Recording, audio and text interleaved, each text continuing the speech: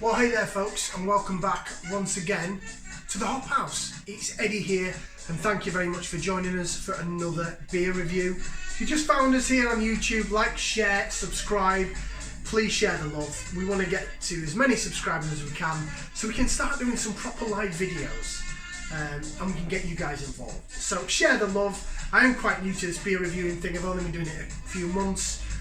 So yeah, share the love and we'll love you back for it. Okay, so today we're doing another beer review. We're looking at New England IPAs. I just did an intro on the channel a bit about what a New England IPA is, the difference between a session and a full IPA, and how that differs from a West Coast American IPA or Pale Ale. So we said New England IPAs or American IPAs in general are usually 6% and above.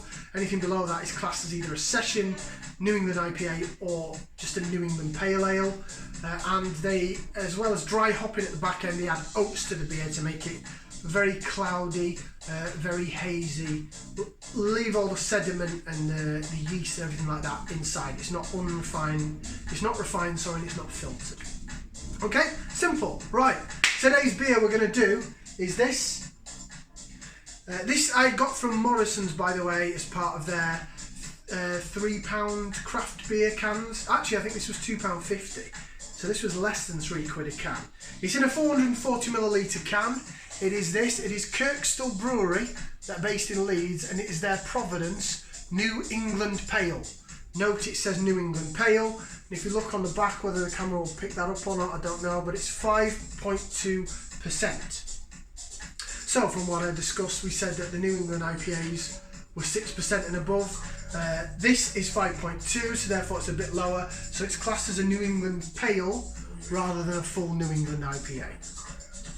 So I'm going to go ahead and get it out into the glass, and we will get the appearance of this beer, which I'm hoping is going to be very hoppy, very hazy, very cloudy, and very fruity. Got it in the cider glass just because it's better for swilling. I need to get a proper sort of crafty beer glass. But times are hard at the minute, and with everything that's going on. So I'm gonna have to do with what I've got at the moment. Right. In terms of this beer, though, look at that. Get it all in just in case it's can conditioned, and there's stuff at the bottom of the glass. But if we have a look at that, slightly hissy and fizzy, so it's well carbonated. But look at it. That is very, very, very cloudy. Very hazy, like orangey yellow colour.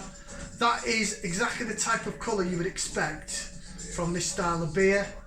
I think there's bits of sediment floating around right at the bottom here that I can see. You're probably not going to pick that up on the camera. So it might actually be a can conditioned beer.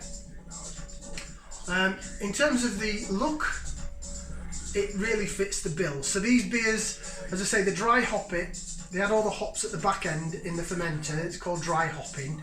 And instead of it does give out some bitterness because American hops will do that to you. But instead of giving out a resonant bitterness, a really pungent, dank bitterness that stays at the back end, these hops combine with the oats. Excuse me, because there should be oats in the malt bill of this beer, and it should provide a fruity taste. So when you say it's hazy and it's that sort of colour, it almost looks like a fruit juice in its appearance. So there you go, I'm going to swirl it around a bit. Look at that.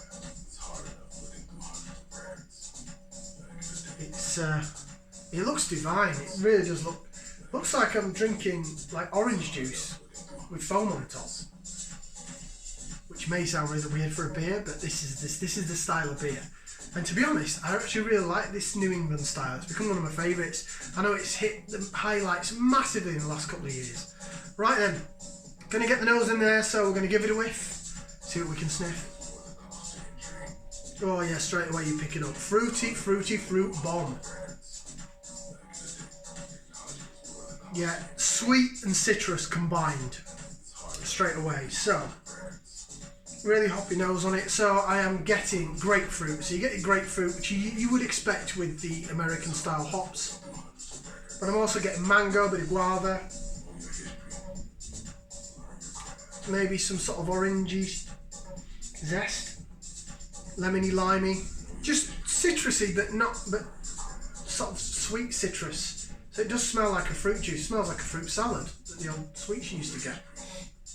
Right, let's give it a taste, and we will see if the taste matches the smell. So bottoms up and down the old hatchet.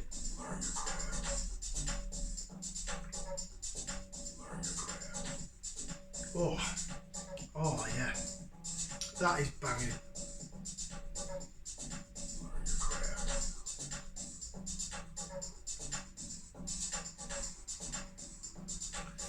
It's really drinkable. It's really nice and really drinkable, I have to say.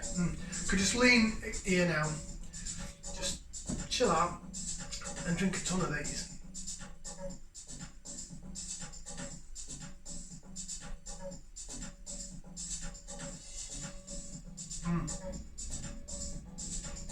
So, you get the oats do really work with this type of beer to give it the thickness, to give it the mouthfeel. It feels really creamy in the mouth, so it's really quite pleasurable to drink. It's got a good body to it, really good body. And in terms of the flavour, I mean, I can still taste them now. This is actually a really good beer. You know, from, I think, a really good up-and-coming brewery, Kirkstall Brewery in Leeds. They've not been going that long, but they've sort of come along quite well. They've done really well with the beers. I know they've actually hit Kirkstall Brewery. So the last few times I went to Leeds, because I'm originally from Yorkshire, so I went to Leeds, and a friend of mine took me to this big, well, a couple of places, but they're like student-y type bars, student bars slash food.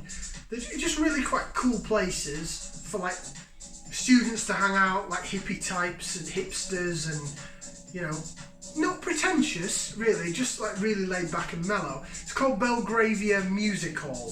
So it's on 3 floors. It's this really old building that they converted into a bar. So the bottom bit is the main bar, and they've got a pizza place as well that does. It's got one of those clay pizza ovens. So the pizzas are really nice as well.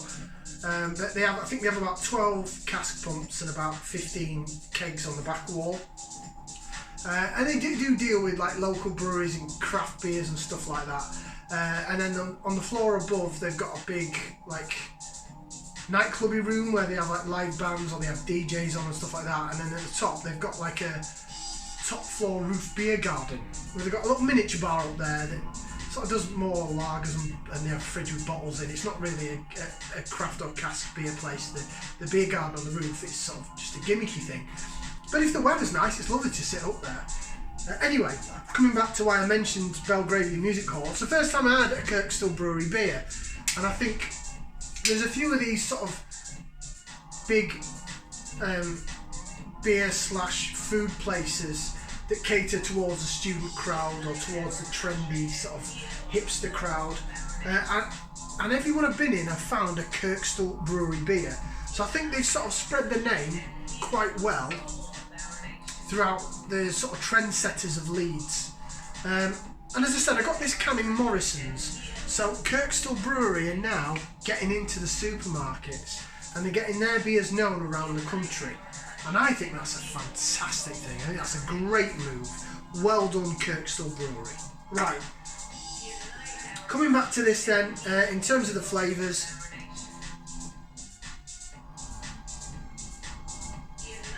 as I said, the oats push the beer around the mouth, gives it a nice, smooth, creamy mouthfeel.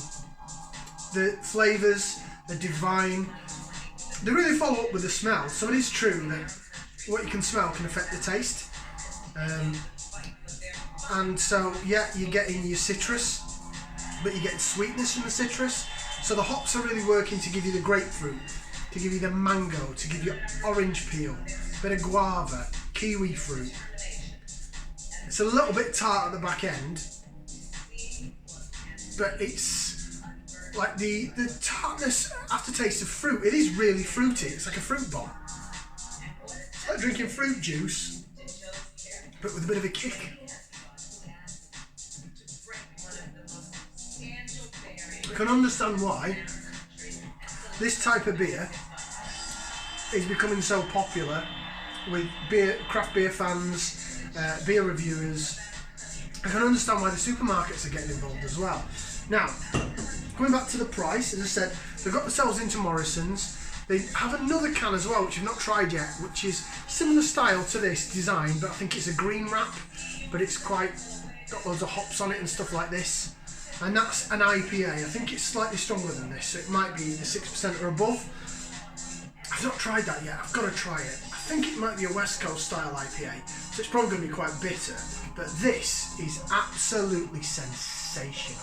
In the words of Gary Barlow, absolutely fantastic. So what does it say on the can? I'll read it as best I can because some of the small print is quite small. Hazy New England Pale Ale packed with imminent American hops. Don't think it actually tells you the hops that are used. It's got some writing in Spanish, so maybe they export this. Contains barley, oats, wheat. Oh, barley, oats and wheat. And then it says a load of stuff in Spanish. Kirkstall Brewery, Leeds, and then the postcode. Does it give their website on there? Doesn't actually say their website. I'm sure it's either Google them, Kirkstall Brewery. Pick that up, Kirkstall Brewery. Probably either going to be kirkstallbrewery.co.uk or kirkstallbrewery.com. That's Providence, their New England Pale, 5.2%. That is sensational. Actually, that beats quite a lot of other styles of this beer I've had. And considering you can go, alright, the ABV's not as high. Granted, it's 5.2, it's not above 6%. But to say that's £2.50 a can, and the others can be £3 and above, especially in Tesco, some are £3.54. £2.50 a can.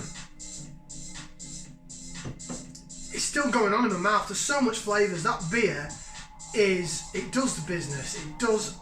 It's the daddy. 2 thumbs up and I give it more if I can. Get to Morrisons. Get yourself some. Kirkstall Brewery, Providence, New England Pale. Do it, people. Do it. Ciao for now.